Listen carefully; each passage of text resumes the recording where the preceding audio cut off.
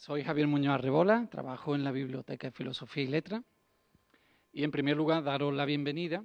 Bien, hoy es 29 de abril, es el Día Internacional de la Lectura Universitaria y la Biblioteca de la Universidad de Málaga cierra hoy la Semana del Libro y la Lectura en la Biblioteca Universitaria, que comenzó el pasado día 23, Día del Libro.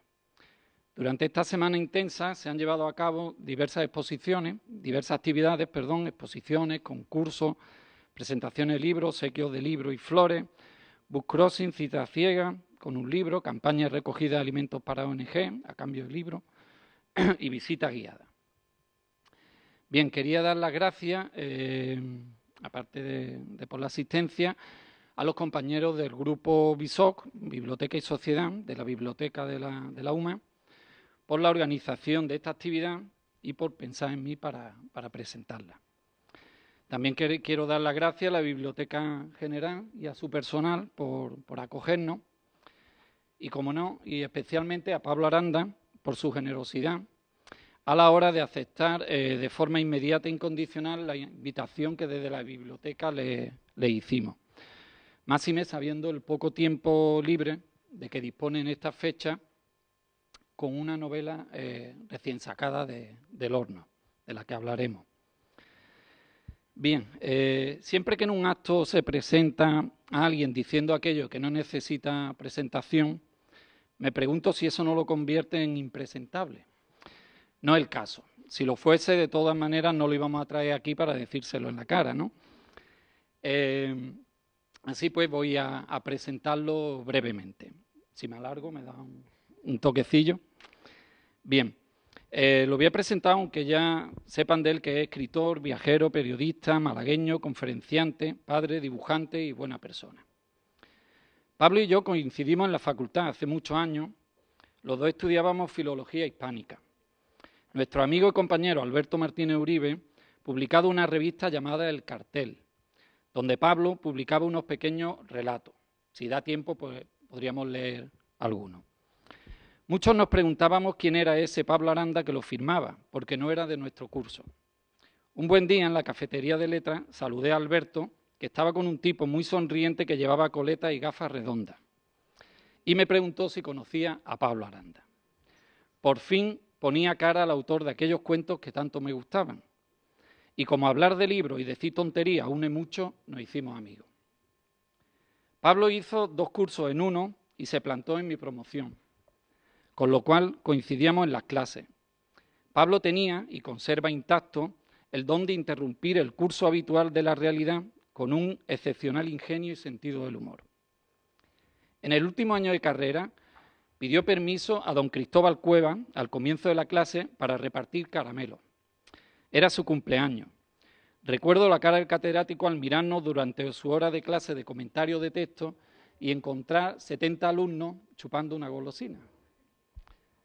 Los dos nos fuimos a Granada a preparar las respectivas oposiciones, él de profesor de literatura y yo de bibliotecario, y compartimos piso con otros amigos, Kiko y Alberto. Fueron meses de trabajo, aunque no parezca, muy divertidos, pese a la guerra del Golfo, que en 1991 veíamos en la televisión. Un día estábamos tomando café en la barra de un bar y el camarero estaba echando leche a un señor que tenía su café allí. Pablo estaba al lado y el camarero iba echando la leche y de pronto fue Pablo el que dijo, ya está. El camarero dejó de echar la leche y el hombre se le quedó mirando con cara de decir, pero ¿de dónde ha salido esto, no? Bien, de vuelta a Málaga, Pablo cursó una solicitud para trabajar como lector de español. Cuando le llamaron del ministerio, le preguntaron si era cierto lo que había puesto en el impreso. Él lo confirmó. Donde debía escribir el país en el que deseaba hacer el lectorado, Pablo había escrito cualquier país del mundo. Pasó un año en Orán, Argelia, enseñando español. Bien, para saber qué ha sido de él después de aquellos años, podemos coger la última novela, El Protegido, y leer la portadilla. Dice Pablo Aranda, Málaga, 1968. Ha sido profesor en la Universidad de Orán, Argelia, y en las escuelas de español para extranjeros, monitor de enfermos mentales y educador de menores con problemas. Ha publicado las novelas La otra ciudad, Espasa 2003, Desprendimiento de rutina, Arguval, 2003. El orden improbable, Espasa, 2004. Ucrania, 2006. Y Los soldados, el Aleph, 2013. Además de los libros infantiles Fede quiere ser pirata, Anaya, 2012. Y El colegio más raro del mundo, 2014. Colabora en medios de comunicación como Diario Sur, donde dirige el Aula de Cultura, y El Viajero, El País. En total, 1.794 páginas publicadas, aparte de los numerosos artículos que publican. Bien, como digo, esta es su última novela, El Protegido, y con esta novela Pablo da una vuelta más ascendente a su universo literario y confirma su maestría para tejer lo íntimo y cotidiano con lo excepcional. La sencillez de la maquinaria empleada para hacer avanzar la narración hace que ésta se despliegue de forma natural, pero con giros que uno no espera, como esos escalones que no vemos. Escribir de forma sencilla no es nada fácil. También en esta novela podemos reconocer los lugares de Málaga por los que se mueven sus personajes. De hecho, nos cruzamos continuamente con ellos. Están vivos y muy cerca. En el kiosco de calle Manrique, en Torremolinos o en el restaurante Nerva. La calidad de sus descripciones y diálogos, con las acotaciones justas, los aproximan más a nosotros. En sus personajes reconocemos miseria y grandeza. También ellos tratan de acercarse a la vida que les gustaría llevar, lejos de la violencia y la soledad que les envuelve. Las buenas frases, las eficaces, no son nada sino una buena historia, y El Protegido ofrece lo uno y lo otro en abundancia. Algunas frases son: qué difícil golpear cuando no lo hicimos, cuando tuvimos esa opción que en realidad no tuvimos. Se trataba de eso, pensó, mientras desandaba el camino hacia la asesoría. Él no era uno de ellos entendidos como los demás. Pero todo constituía una huida en la que iba derribando obstáculos que incorporaba su escapada. Así había sido siempre. No voy a leer el comienzo para ahorrar un poquito de tiempo y que sea Pablo el que disponga de él, pero si tenemos, me gustaría leerlo y algún cuento de los que hemos mencionado. Bien, conocer a un autor que te gusta leer es un lujo. Ser su amigo es un privilegio. Te permite comprobar la cantidad de trabajo, ilusión y disciplina que hay detrás del talento. No conozco a nadie que se tome tan en serio su oficio, que viva la escritura, la literatura con tanta pasión. Y lo contagia. Es un animador nato de la lectura y de la escritura. En 1989, con 21 o 22 años, asistimos los dos a un curso de verano sobre novela en El Escorial. En una de las pausas coincidimos camino de la cafetería con varios autores que iban a tomar un café. Entre ellos estaba Juan Madrid, Vázquez Montalbán, entre otros más, no recuerdo quién. De repente Pablo se adelantó del grupo, los paró y dijo: ahora que estamos todos los escritores, vamos a hacernos una foto. Me dio la cámara, yo me partí de risa y hice la foto, ¿no? Bien, con el tiempo comprendí que no se trataba de ninguna broma, ¿no? Cedo ya por fin la palabra a Pablo Aranda, que nos hablará de su recorrido como lector, de aquellos libros importantes en su vida y de lo que quiera. Cualquier pregunta, cualquier interrupción será bienvenida. Gracias. Dar las gracias porque hayáis pensado en mí, me hayáis invitado, y también disculparme pues con todos los estudiantes que estarán maldiciéndome posiblemente. Cada vez menos. Bueno, quería dar las gracias por la invitación y sobre todo a Javier, bienvenido pues por la presentación. Llevo unos días, es verdad que bastante liado, y la novela salió, creo que fue el lunes pasado, cuando llegó a las librerías. Y entonces, pues bueno, es un follón de días, ¿no? Y hoy, concretamente, miércoles, pues tengo que escribir la columna que sale mañana en Sur, y es el día mundial de las bibliotecas, ¿no? Y también el cumpleaños de mi madre. Con lo cual, después he quedado para comer y después tengo que quedarme con los niños. Total, que ha sido un día un poco estresante porque, claro, tenía que terminar el artículo antes de las 11. Bueno, no voy a poner tampoco tan quejica, ¿no? Pero no me he planteado en ningún momento no venir, sobre todo cuando esto suponía estar en una mesa al lado de de Javi, lo que me parece parte de los juegos que tanto nos gustan a los dos. Por eso me encantaría si alguien después me pudiese pasar, o a Javi que él me la pasase, una foto de los dos aquí con nuestras barbas canosas, ¿no? Eh, Venir a la Universidad de Málaga, pues venir al campus, a Teatino, que en aquella época lo llamábamos el Descampus universitario, pues es también, no sé, recibir un aluvión de recuerdos, ¿no? De pasillos, pues los que, no sé, unos nosotros muchísimo más jóvenes y posiblemente igual de ilusionados, con ilusiones diferentes, pues nos conocimos en el bar de Luis, precios variables. Si me pone un bocadillo mixto y un café así, y cada día era un precio diferente, pero nosotros lo pagábamos, no lo pagábamos. No sé. Y si está por aquí Luis, que no. Bueno, y bueno, es verdad que nos conocimos, conocí a Javi, recuerdo incluso, recuerdo el primer chiste que hizo en mi presencia, pero bueno, no lo voy a contar porque era súper pedante, era un chiste sobre gramática histórica, ¿no? Pero bueno, Hombre, hay era... nivel, ¿no? Hay nivel para hacer chistes sobre eso. Sí que recuerdo cuando estaba forjándose nuestra amistad, ya totalmente trenzada, que a punto incluso de agotarse la amistad, pues sí que recuerdo la sorpresa que me causaba un compañero de clase que era de 10, de matrícula de honor, capaz de dejarse una asignatura para septiembre por ir a un concierto del último de la fila, y al mismo tiempo incapaz de llegar a primera hora nunca, ¿no? Es decir, yo decía, ¿cómo este hombre nunca? Claro, ya lo sé, ¿no? El sueño, ¿no? Y recuerdo también la primera vez que pasé una noche completa con él, sin apenas sexo. Quedamos para estudiar un examen y a mí me interesaba porque no lo llevaba bien preparado, sabía que él era de 10, quedamos en su casa, llegué, quedamos no sé si a las 9 o las 10 de la noche, cenamos copiosamente.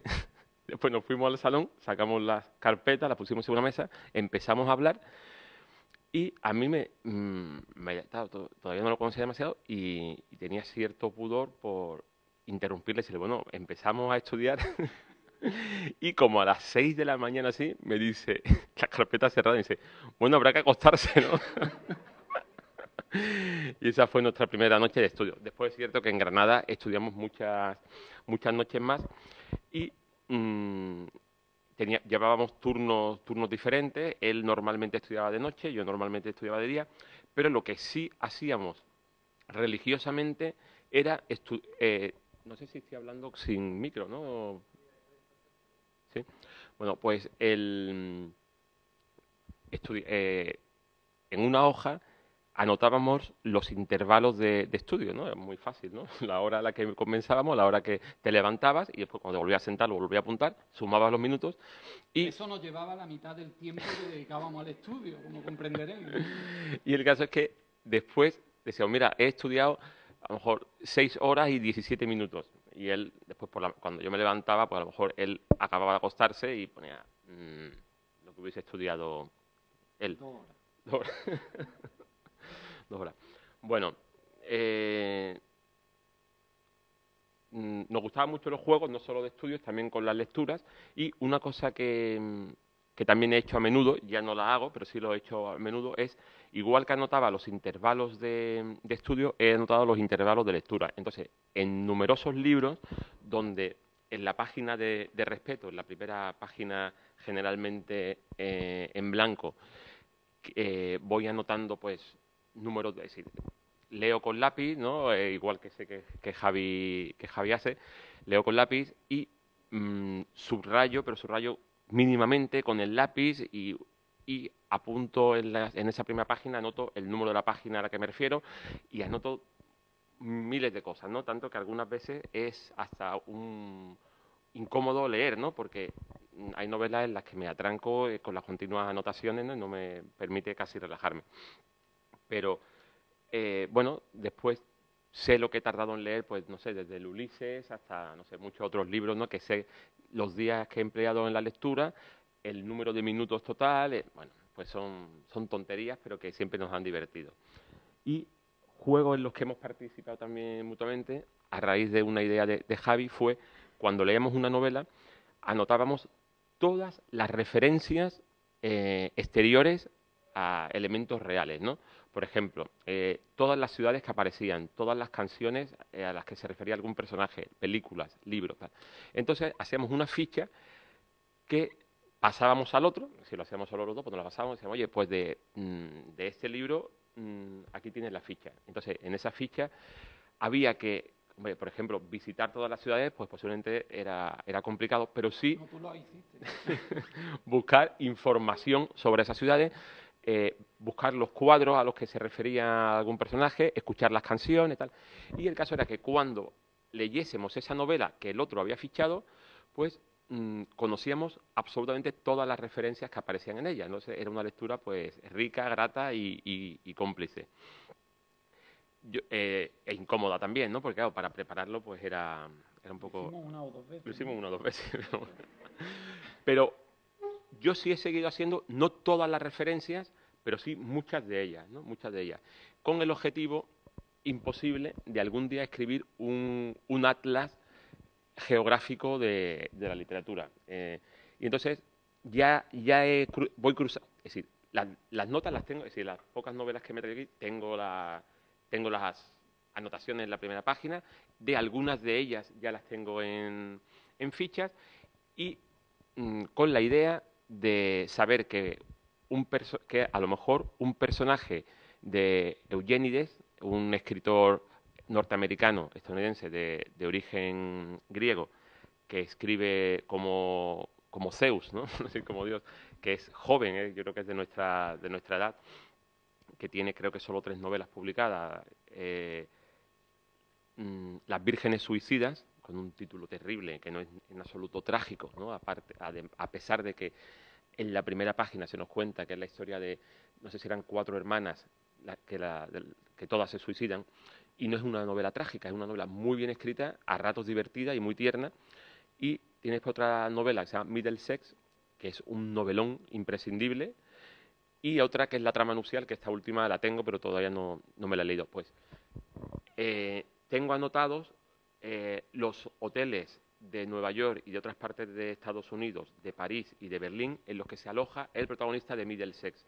Y ya veo que ha coincidido en el mismo hotel con personajes de otra novela que se ha escrito a lo mejor, pues, no sé, 40 años antes o 50 años antes. Entonces, bueno, son tonterías, pero que me divierten. Y juegos, pues, que están curiosos. Pero no estoy aquí para hablar de mi libro, no estoy aquí para hablar de mis lecturas. También.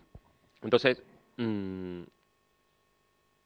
sí, quiero hablar de varios momentos que para mí han sido revolucionarios en mi lectura, en mi proceso de leer, ¿no? Uno fue más o menos reciente, sí, a lo mejor hace, no sé cuántos, 10 años así, sí que más o menos reciente, es cuando me decidí por fin a pasar de las gafas a las lentillas. Bueno, ahora llevo desde septiembre otra vez gafas por una lesión en un ojo, pero el hecho de tener lentillas me permitió, por un lado, cuando iba a la playa y me iba nadando hacia lo hondo, algo que me gusta mucho, saber en qué lado quedaba la orilla más cercana, que es bastante, que no está nada mal.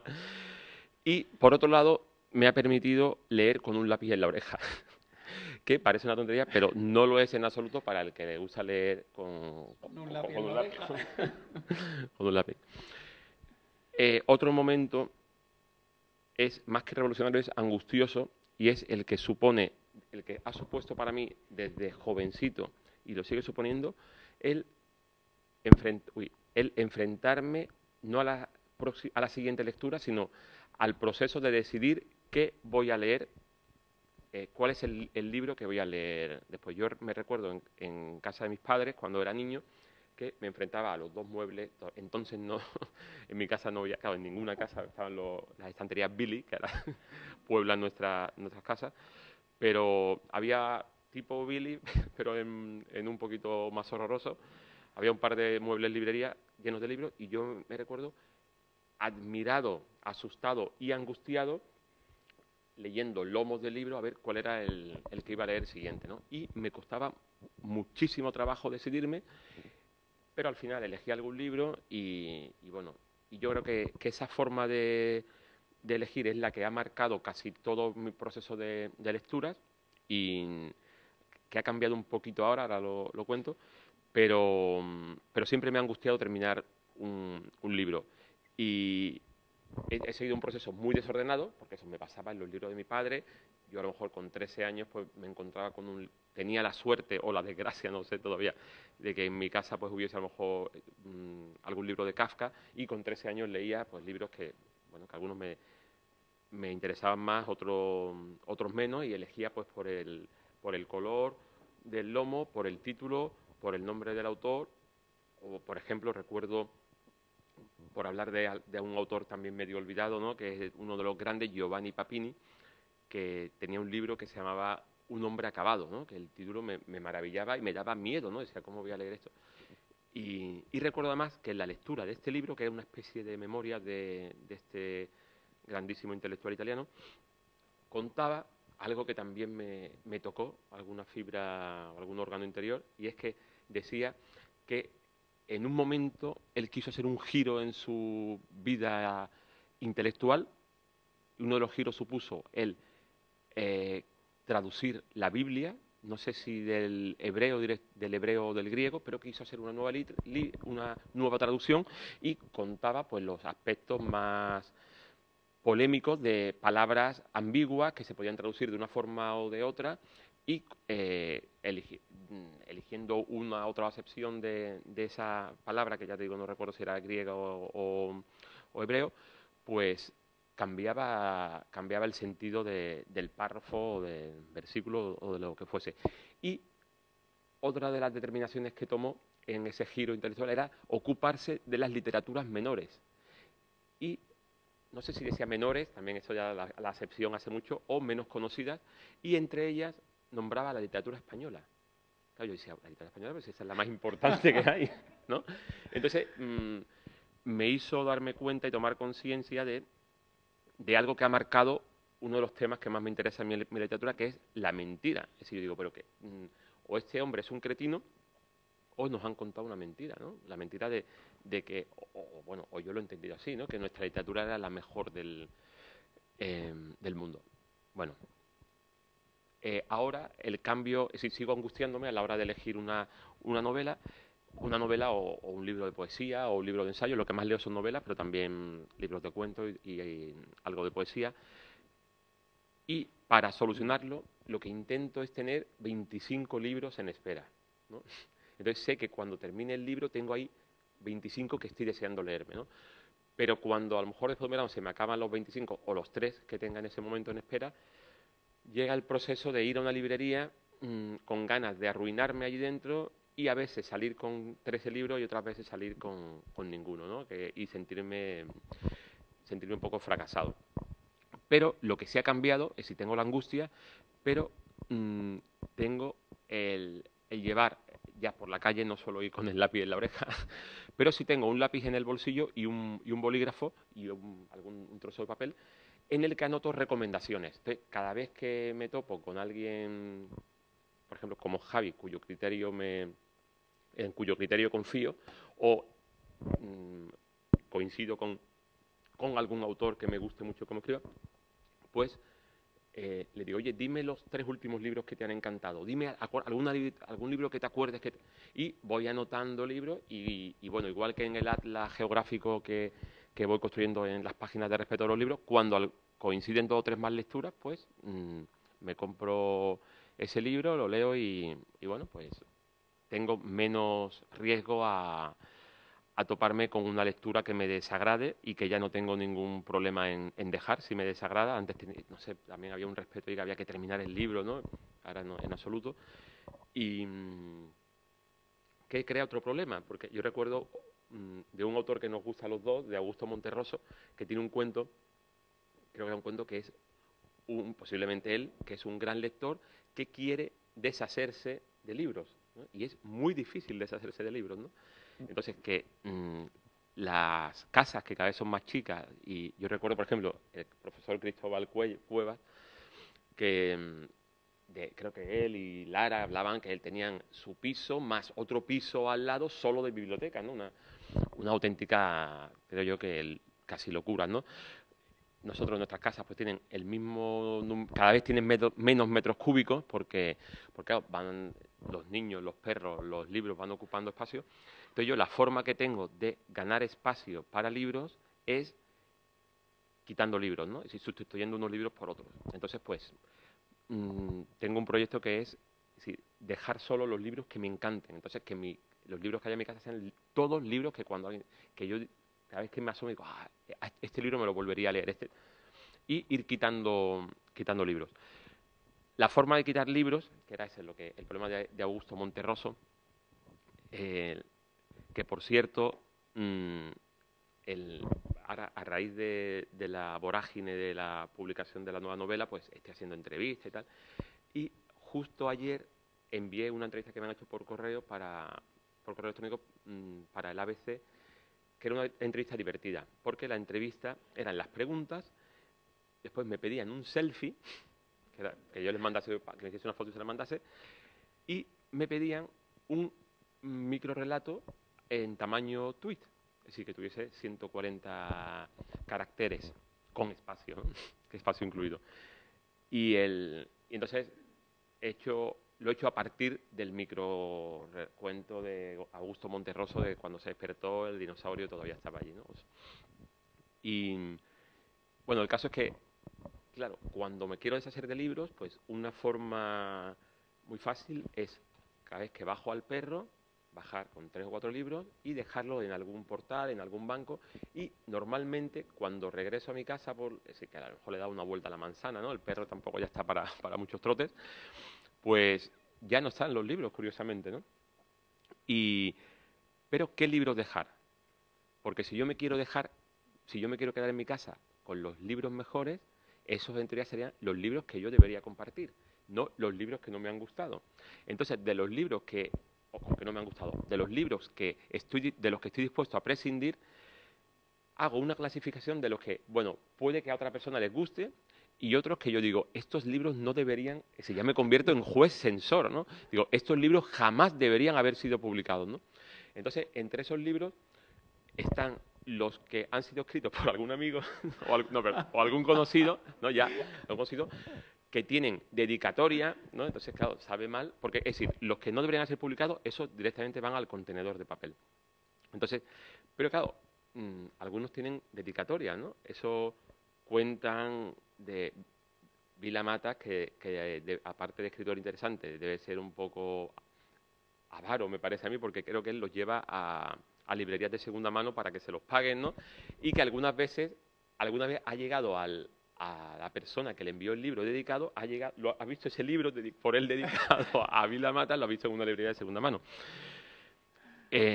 Bueno, pues yo, claro, queda fatal decirlo, ¿no? Pero bueno, eso, alguna vez he arrancado una hoja dedicada y el libro ha ido directamente al... La hoja la conserva. Claro. La conservo. La conservo en la... Está encuadernando, ¿no? Y una vez recuerdo que era una revista literaria y que estaba de estas que están muy bien encuadernada. No era Litoral, por si está aquí, que no veo por aquí ni a Lorenzo Sabal ni a Mesa Toré, pero no era pero quiero decir, una revista editada como libro y con bastante contenido interesante, pero que ya la había leído y no quería guardarla porque ocupa un sitio precioso, pues la dejé en una plaza que hay al lado de mi casa donde paseo al perro y tal. Y como 10 días después me llegó un señor que también tiene perro, con el que algunas veces coincido, y me dice, Pablo, mira, llevo varios días queriendo verte porque tengo una revista para ti que te va a interesar mucho. Tal. Y me devolvió la revista. Y digo, bueno, esto ya es una maldición, ¿no? Imposible, ¿no? Y también me ha permitido algunos juegos como, bueno, el escritor José Antonio Garriga Vela, catalán afincado en Málaga, que pues él también dejaba libros, me había contado que dejaba libros, y en la época esta que cuando ahora vivía por el Rincón de la Victoria, y alguna vez desde Málaga me desplacé hasta Rincón de la Victoria, fui a su casa a deshoras para dejar algunos libros en la puerta de su casa, ¿no? Recuerdo una entrevista a, a Fidel Castro por un fraile italiano que, bueno, pues que digo, esto le tienen que encantar a Garriga y dejarle 3 o 4 libros, ¿no? Y pues a los 2 días dice, oye, Pablo, ¿tú has estado por aquí y tal? Y digo, bueno. Bueno, otra revolución constituye el descubrimiento de Vargas Llosa, ¿no? De las primeras novelas de Vargas Llosa. Las últimas no me interesan, me parecen sobrevaloradas, incluso las mejores de las últimas, como puedan ser El sueño del Celta o incluso La fiesta del chivo, que siendo, creo que buenas novelas, no tienen nada que ver, en mi opinión, con sus primeras novelas, ¿no? Es decir, que La fiesta del chivo, que muchos autores, cuyo criterio también me merece mucha confianza, es considerada como de las mejores obras del siglo, no recuerdo si del 20 o del 21, porque creo que se publicó a finales del 20, pero no estoy seguro, pues creo que no es para tanto, me parece a mí, sobre todo cuando ese mismo autor tiene novelas como Conversación en la Catedral, o La ciudad y los perros, o La casa verde, o incluso la novela que yo destacaría de todas ellas, que no es en realidad ni una novela, ¿no? Que es Los cachorros. Cuando yo leí Los cachorros, que era uno de los libros que estaba entre los libros de mi padre, recuerdo que me llamaba mucho la atención el título, que además creo que era una edición que me molesta esa edición. Es como Juan Rulfo, otro de los grandes, el autor mexicano que tiene muy poco publicado, todas sus obras caben en un solo volumen, pero que a mí me molesta que estén en un solo volumen Pedro Páramo y El llano en llamas, ¿no? El llano en llamas es un conjunto de los cuentos que publicó, pero a mí me encantan las ediciones de Anagrama que está solamente Pedro Páramo, ¿no? Esa mínima novela genial. Pues Los cachorros de Vargas Llosa, como es una novela también mínima, más mínima todavía en tamaño, que en realidad es un relato, ¿no? Creo, un relato un poco largo, pues la editaban con Los jefes, que es un libro de cuentos de él. Entonces, Los cachorros y los jefes, me llamaba mucho la atención el título, y cuando la leí, me la iba a traer, pero no la he encontrado, y mira, mira que la casa es pequeña, ¿no? Pero no la he encontrado. Y estaba buscando un archivo que tenía en el iPad de fotos de las primeras páginas o de páginas destacadas de los libros que más me habían llamado la atención, pero no he encontrado el archivo tampoco. Pero, bueno. Pero recuerdo al menos la primera frase de Los cachorros, luego pueden comprobar que no es así, pero la primera frase de Los cachorros creo que era aún llevábamos pantalones cortos, todavía no fumaban. ¿Es eso o al revés, no? Es decir, que en una frase corta el narrador habla en primera y en tercera persona, mezclándolo en la misma frase, ¿no? Entonces fue una revolución como el enfrentarse ante un cuadro de Picasso, ¿no? Alguien que haya estudiado en una academia de arte a componer paisajes y bodegones costumbristas, pues que de repente se enfrente a un cuadro de Picasso donde una mujer puede estar de frente y de perfil al mismo tiempo, ¿no? Entonces dije, bueno, se puede hacer mucho más, sería casi otra mentira, ¿no? Lo que nos han contado, ¿no? Se puede deconstruir el lenguaje, hacerlo, esa tontería, bueno, pues me abrió todo un mundo nuevo de lectura y de escritura. Que, por cierto, que Javi ha dicho en la presentación que yo soy el escritor que se toma más en serio la escritura. De los que conozco. No sé. Hombre, te he puesto bien, pero no te vayas a decir. No, pero es que recuerdo una de Vargas Llosa, quizás el que se la ha tomado de los que conozco. Bueno, yo recuerdo también cuando mi padre, cuando éramos chicos, mi padre me contaba, él, claro, me sabe mal ahora que mi padre está muerto, pues contar algunas cosas de él que no, a lo mejor no están bien, ¿no? Pero se puede decir que era un pelín fantasmilla, con todos mis respetos, en algunas cuestiones, ¿no? Por ejemplo, cuando hablaba de algún conocido, parecía que eran íntimos amigos, ¿no? Entonces yo recuerdo mi hermana, mi hermano y yo, pues ya desde los 8 o 10 años ya sospechábamos de esas intimidades. Entonces yo me acuerdo que él nos contaba, sí, porque cuando yo conocía tal, no sé qué, no. Entonces me acuerdo que me parecía más genial y refleja nuestro nivel de inteligencia, ¿no? Que decíamos, un momento, papá, un momento. Este íntimo amigo tuyo, decíamos, si tú te lo cruzas por la calle, ¿te saluda? Entonces, claro, y ahí veíamos si realmente, bueno, pues, es decir, estoy hablando de los que conozco, Vargas Llosa no me saludaría, lo conozco, pero no me saludaría por la calle, ¿no? Pero sí le he escuchado un par de veces decir que, que él, a la hora de conciliar la vida laboral y la familiar, él llegó a un pacto con su mujer y el pacto consistía en más o menos decir, mira, yo voy a escribir, tú apáñatelas como puedas, ¿no? Entonces, él decía, yo renuncio, claro, renuncia y le dejan renunciar a todas las actividades del hogar y educativas y de cuidado del hogar y de los niños. Y cuando se lo he escuchado decir, él insistía y decía, y cuando digo todas, me refiero a todas, para que, pues bueno, pues él a lo mejor se tomaba más en serio la literatura y menos en serio la vida, ¿no? Me parece una decisión que agradezco como lector, pero me parece una decisión horrible, ¿no? Creo que algunas noches accedía a ir al cuarto de sus hijos a leerles algún cuento, ¿no? Y ya está. Yo me lo tomo en serio en el sentido en que se tomaba en serio un autor al que tú admiras, que es, ¿cómo se llama, hombre? El de Cuenta conmigo, Stand by Me.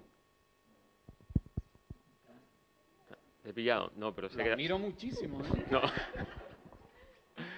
Este que famoso por sus libros de terror, pero no es solamente Ah, eso. Stephen King. Stephen King. Que yo me acuerdo Vale, vale. que que él tiene un libro sobre su vida como escritor, creo, ¿no? Sí, mientras escribo. Mientras escribo. Es el único que me he leído de él, realmente, pero es suficiente para admirarlo. Yo creo que un libro al que le gusta escribir, que se salte los prejuicios, porque es un gran libro, ¿no?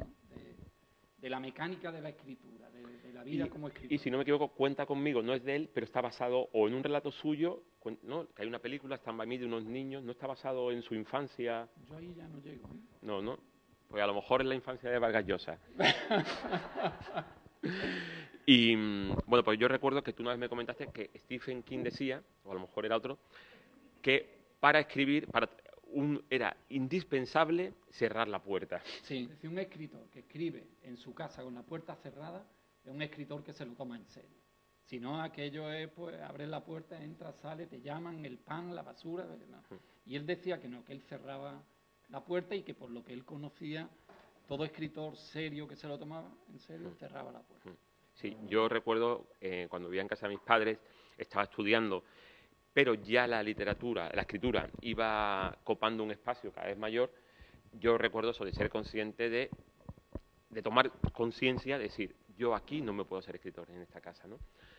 Y recuerdo de hablarlo alguna vez con mi madre, decía, pero sí, ¿cómo que no? Si aquí hay sitio de sobra, tal. Y al momento entraba, ¿quieres merendar? Y yo, por favor, ¿os imagináis a la madre de Stephen King? Dices, si quiere merendar. Dice, así, trae sangre, ¿no? Trae un hígado recién sacado, ¿no? Del horno, no, recién sacado del cuerpo caliente. Y bueno, entonces, Vargas Llosa puede ser de las primeras lecturas que yo haya notado que me han servido, que me han marcado. Claro, cuando nosotros teníamos a lo mejor 18 años, estábamos en los 80, era el apogeo del boom de la literatura, llamado boom de la literatura, que es un nombre horroroso si lo pensamos, ¿no? El boom de la literatura iberoamericana, que ahora se usa más latinoamericana y es más latinoamericana porque, bueno, da igual el nombre.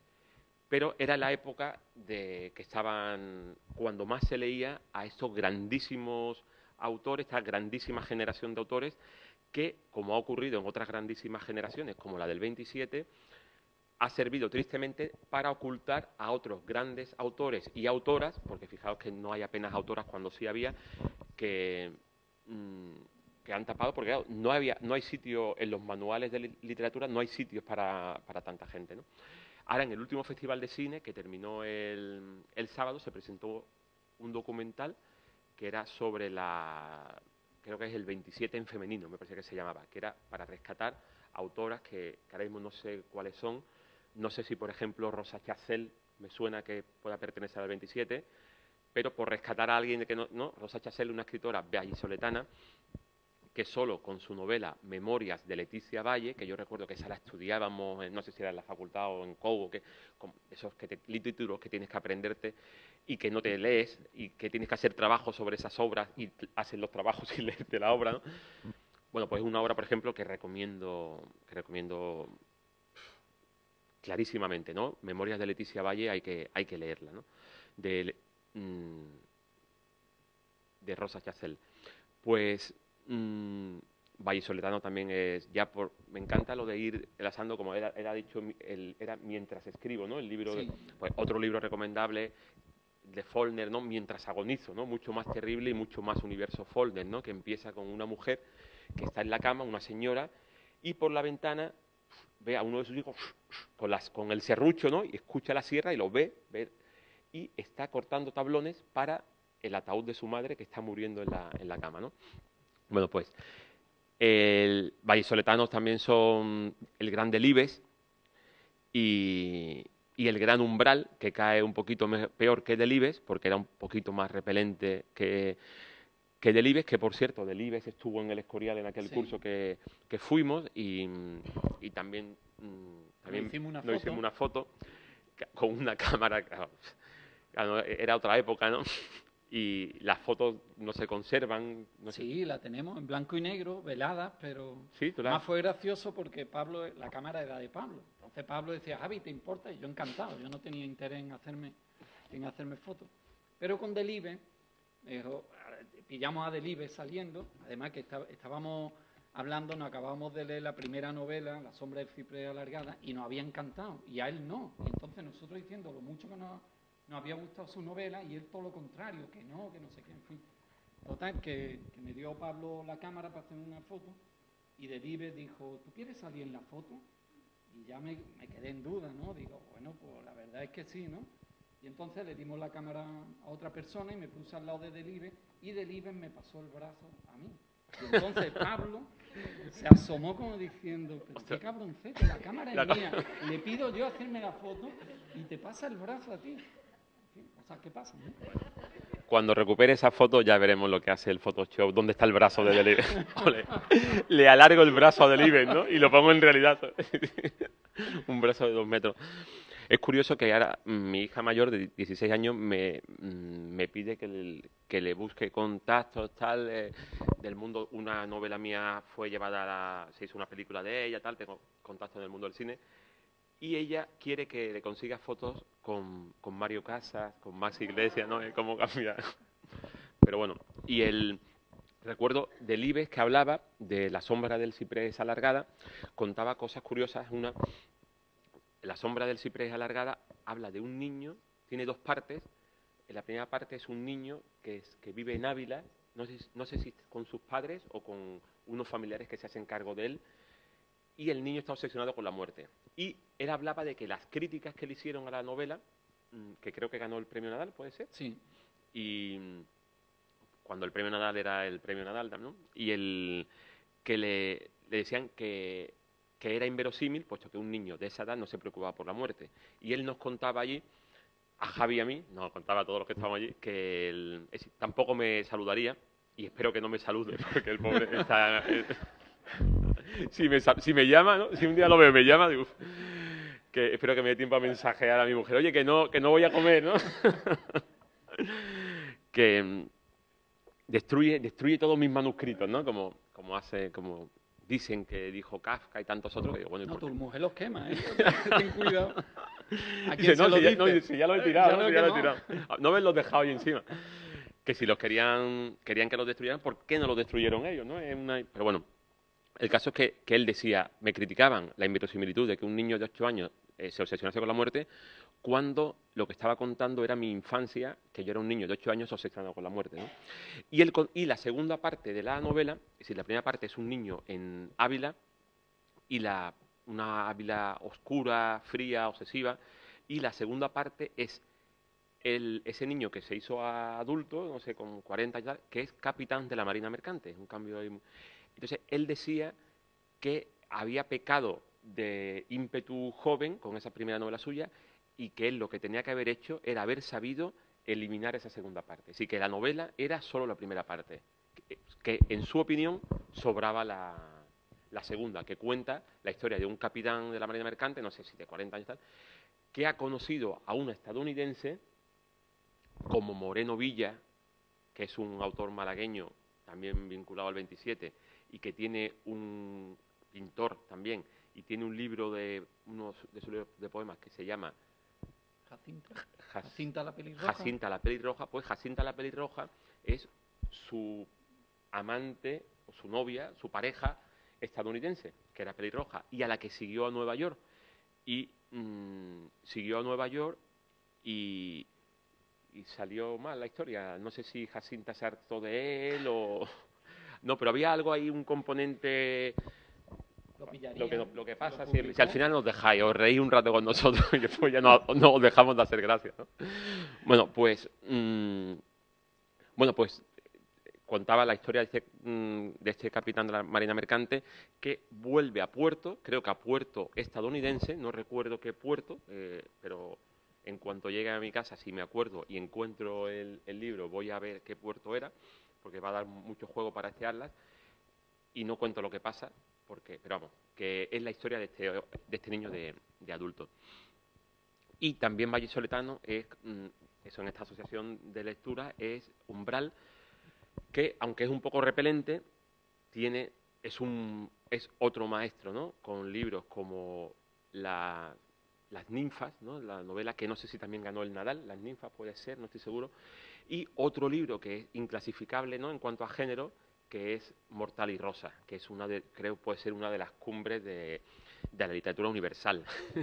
Ya, ¿no? Vamos a tirar por lo alto. Pero es una maravilla de libro. Es un libro para leer con el lápiz en la oreja y el pañuelo en la mano para secarnos las lágrimas, ¿no? Pero es una auténtica maravilla que también le recomiendo. No he traído ese archivo que tenía para poder leer algunos párrafos de las lecturas primeras, pero lo que sí me he traído, que a lo mejor así para mí es diferente de lo que he hecho alguna que otra vez, es traerme algunas de las últimas lecturas.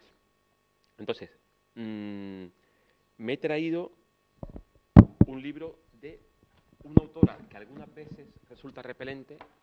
Es una autora muy joven, es muy joven porque me he leído últimamente sus dos primeras novelas, es decir, que no es tan joven, es un poco mayor que yo, es del 63, con lo cual son 53, ¿no? 52, 53 años, sí, no que sea mayor, pero sí mayor que yo, pero esta novela es de una autora joven, puesto que yo la he leído, es decir, terminada de leer el 11 de abril de 2015.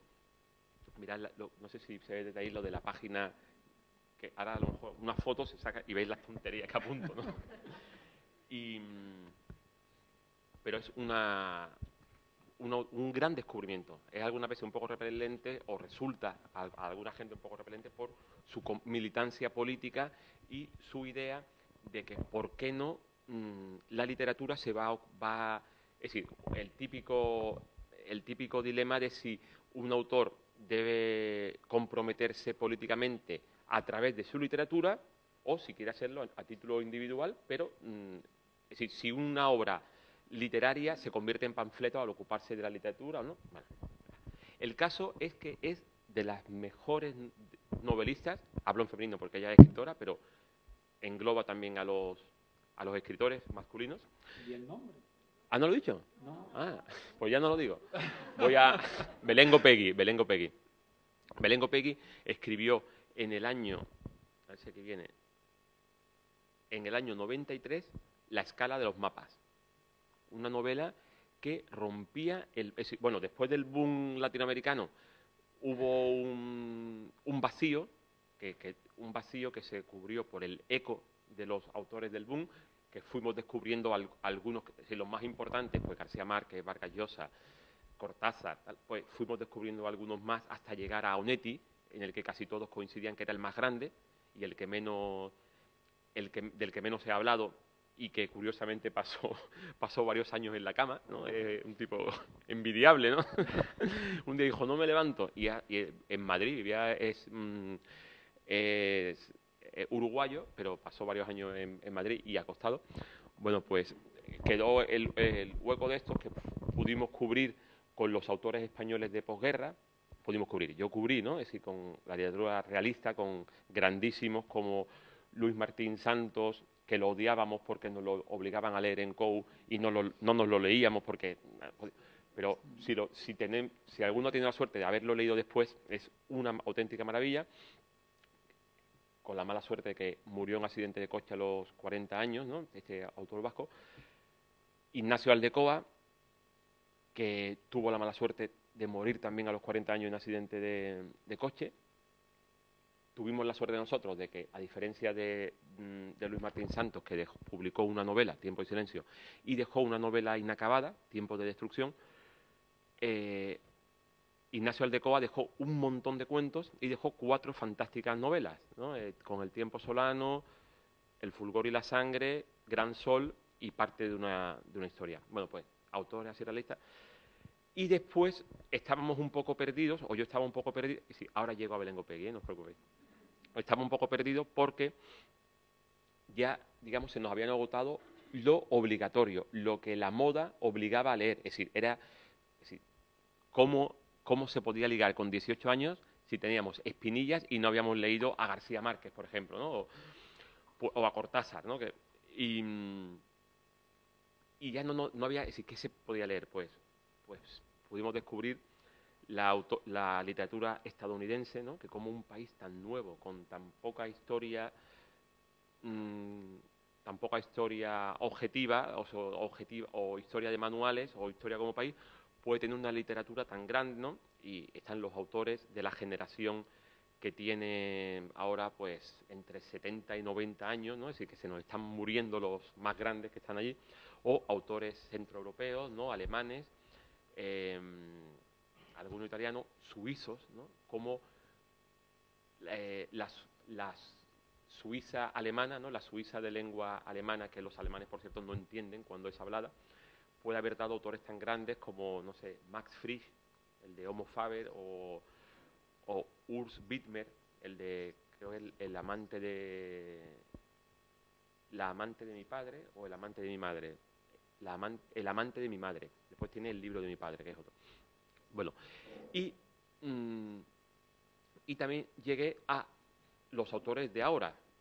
Autores de ahora, tanto, por ejemplo, británicos, como Martin Amis, o Barnes, o bueno, estadounidenses de ahora. Es decir, de ahora me refiero no los que están muriéndose, ¿no? Sino, por ejemplo, Franzen, ¿no? Que está de moda y queda un poco mal hablar de alguien de moda, pero yo me resistí a leérmelo porque esto va a ser un rollo patatero y comercial, y me ha parecido fascinante, ¿no? Novelas como Las correcciones, por ejemplo, o este Eugénides que he dicho, y también llegar así a autores españoles de ahora, que es muy complicado llegar a ellos porque somos tantos y todavía no se ha hecho el escrutinio entre lo que es lo que algunos consideran basura, que después otros no, pero tampoco se puede uno fiar demasiado de las críticas, porque lees una crítica en un suplemento literario que dice, oh, qué novelón, lo leí y se vaya porquería. Pero he llegado a algunos de vivitos y coleando como Belén Gopegui, más jóvenes todavía como Andrés Barba, que eso es uno de los más grandes y todavía creo que no ha dado el salto que merece dar, siendo un autor que no sé si ha cumplido todavía los 40, ¿no? Y Andrés Barba es una maravilla. Bueno, pues no sé porque he traído las últimas lecturas, Belén Gopegui, con esa primera novela que se llama La escala de los mapas, que me parece un título precioso, y que de repente hablaba de temas totalmente nuevos y tratados es decir, temas totalmente nuevos, es un protagonista que resulta antipático, es un tipo asocial que es geógrafo y preocupado por encontrar un hueco donde esconderse, ¿no? Un hueco realmente, buscarlo, literalmente un hueco donde esconderse, donde la vida pueda pasar y las molestias que eso le crea en su vida, pues tanto laboral como de pareja, ¿no? Su segunda novela, que es esta que me he leído hace nada, que es La conquista del aire, que es una novela que en el arranque hay 3 amigos de nuestra edad, de 30 años, 30 y poco, que quedan para, quedan para comer y uno de ellos le pide al otro, esa es la primera página, que no me cargo, no la destripo, les pide a los otros 4 millones de pesetas, en el 91 todavía teníamos, o en el 93, perdón, no, 93 es la primera, esta será del 90, esta será de... Eran pesetas. Eran pesetas. No, pues ya lo digo, en el 98, en el año 98, sí, pesetas, pero por poco, pues les pide 4 millones a los compañeros que sabe que los tienen, a los amigos de siempre, amigos que en la facultad eran amigos de la universidad, les pilló la época transición de militancia política, todo solidaridad, todo izquierda, y le dice, necesito 4 millones para reflotar mi empresa, y vosotros me lo podéis dejar. Y toda la novela es los daños colaterales de esa petición, ¿no? Pero, si la historia puede ser más o menos interesante, pero está contada divinamente. Bueno, otro autor que es una auténtica maravilla es Eloy Tizón. Eloy Tizón escribe cuentos, no, y también tiene alguna novela, pero creo que los suyos son los cuentos, y tiene dos libros de cuentos. Uno es este, que es Velocidad de los jardines, un título muy raro, muy, muy cortito, y con el que fue declarado por algunos, considerado uno de los mejores autores de todo el siglo XX en la literatura española, ¿no? Un autor que es nacido en el 64, ¿no? Sí, un autor que tiene 51 años, ¿no? de tener, que encima es un encanto de persona, y además me saluda, a lo mejor si me ve con el lápiz en la oreja se hace el loco, ¿no? Pero pues Eloy Tizón tiene Velocidad de los jardines, tiene más libros de cuentos, tiene 2 o 3 novelas. Después de este libro, porque fue considerado uno de los mejores narradores que había escrito de todos los tiempos en español, no colmó las expectativas que se habían creado para muchos, y entonces alguien que parecía que iba a dar el salto, como le pasó por ejemplo a Andrés Barba, que a lo mejor no cosechó tantas buenas críticas como Lidson, pues siguió en la sombra hasta ahora. Creo que ha sido en 2014, no ha sido, en 2014 sacó, o en 2015, pero no sé, yo creo que en 2014 sacó su último libro de cuentos en Páginas de Espuma, que se llama Técnicas de Iluminación. Y es una auténtica maravilla de libro de cuentos que también rompe las barreras del género, ¿no? Es decir, no sé, es prosa, son cuentos, pero dices, bueno, donde aquí hay planteamiento, nudo y desenlace, aquí esto no parece poesía, esto tal, pero magníficamente. Eloy Tizón, claro, alguien como Eloy Tizón me era imprescindible conocer sus criterios a la hora de elegir libros. Le pregunté, me hice con una lista de... Ahí está Eloy Tizón.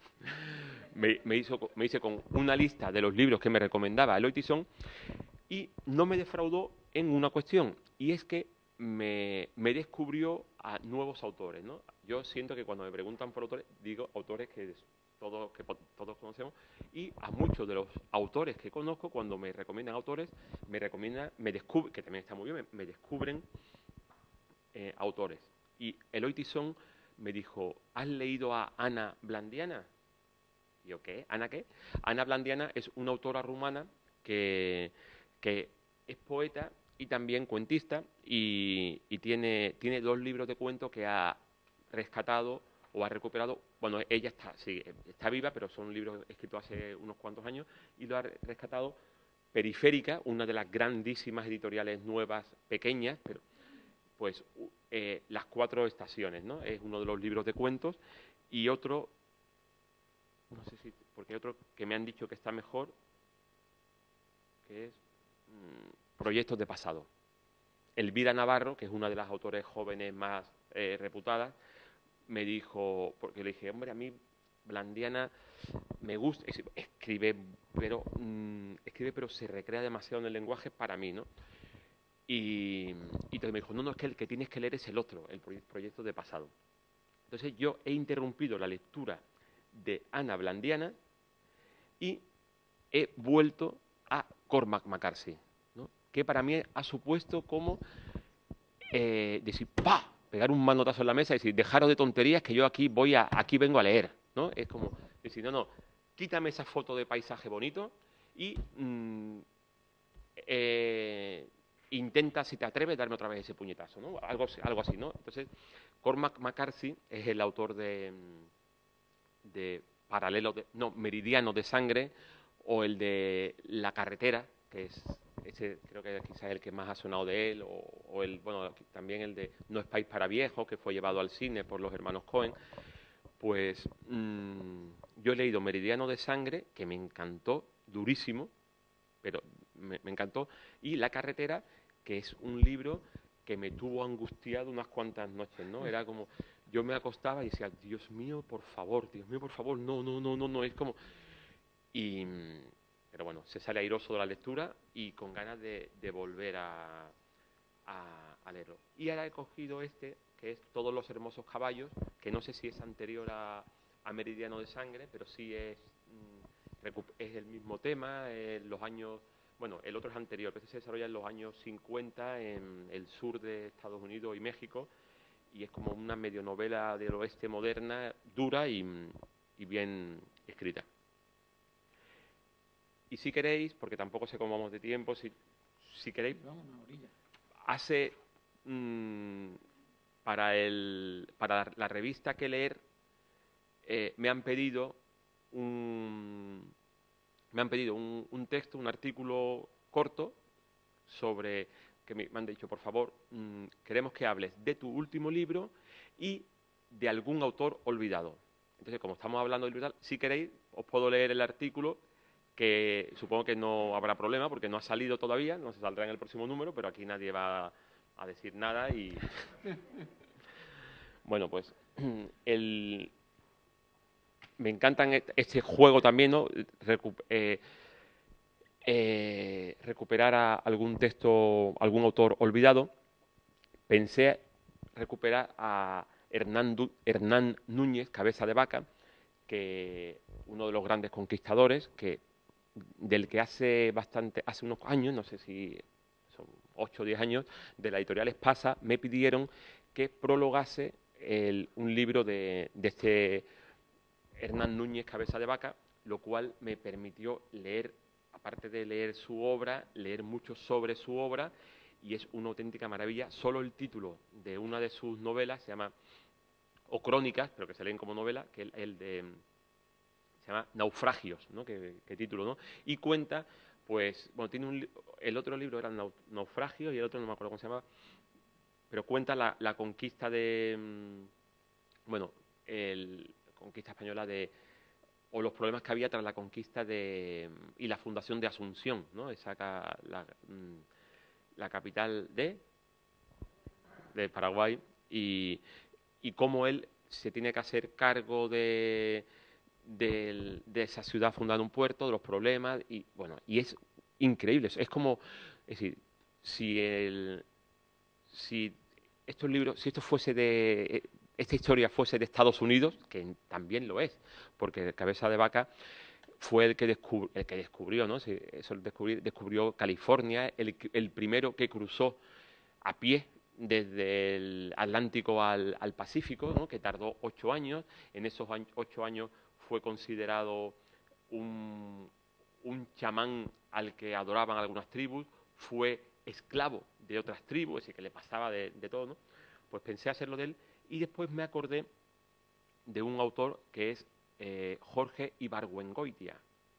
Jorge Ibargüengoitia, que es un autor un autor mexicano al que tapó también el boom. El boom en México pues tenía, ¿no?, a Carlos Fuentes, tenía a los autores que se habían refugiado en México, porque García Márquez, por ejemplo, es colombiano, pero él vivía en Ciudad de México, ¿no? Aunque tenía casa en Cartagena de India y tal, pero Ciudad de México es un monstruo en todos los sentidos, ¿no? No solo negativos, como nos va a llegar, sino también positivo y tiene ahí un núcleo literario impresionante.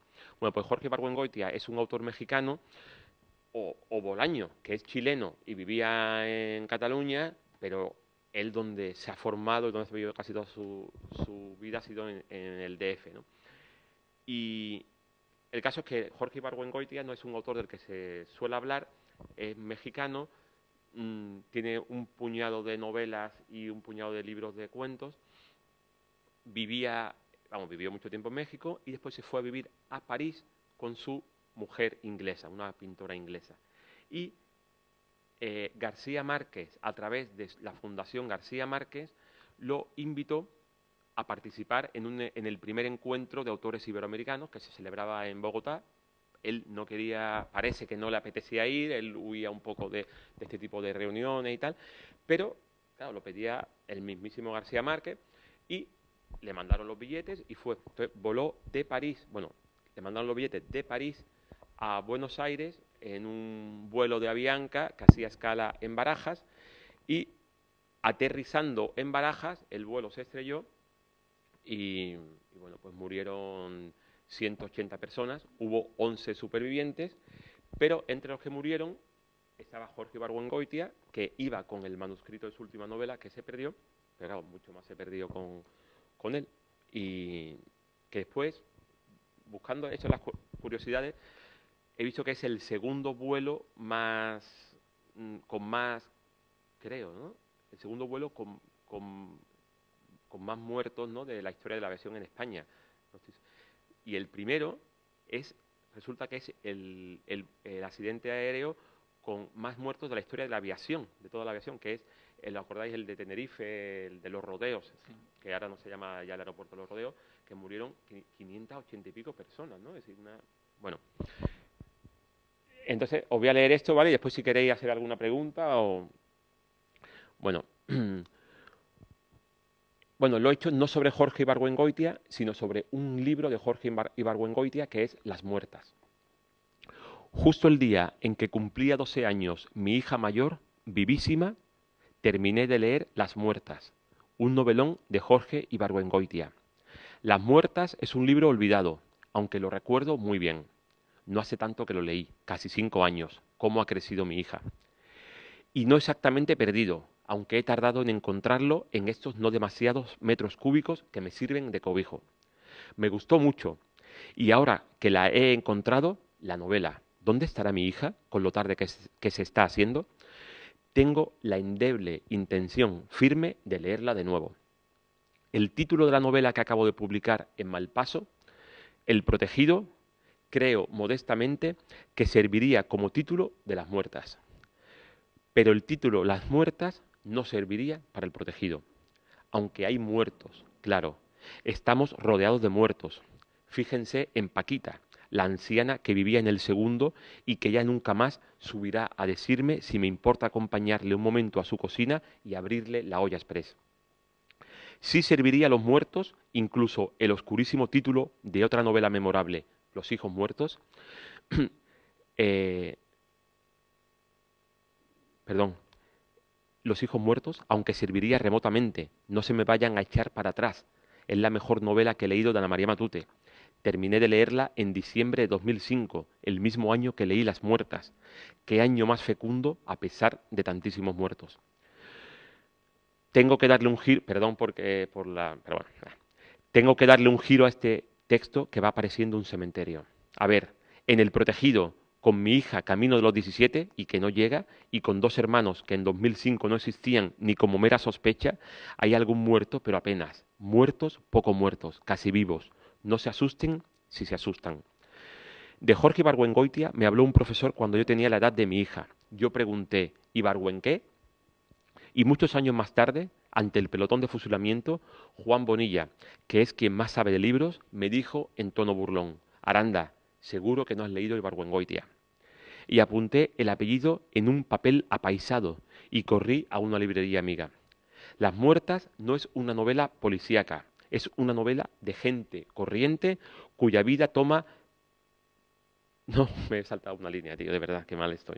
Tengo que volver a las lentillas. Lo que pasa es que con las lentillas no veo de cerca. Entonces, no, es increíble, ¿no? Pero bueno. Las muertas no es una novela policíaca, aunque lo sea.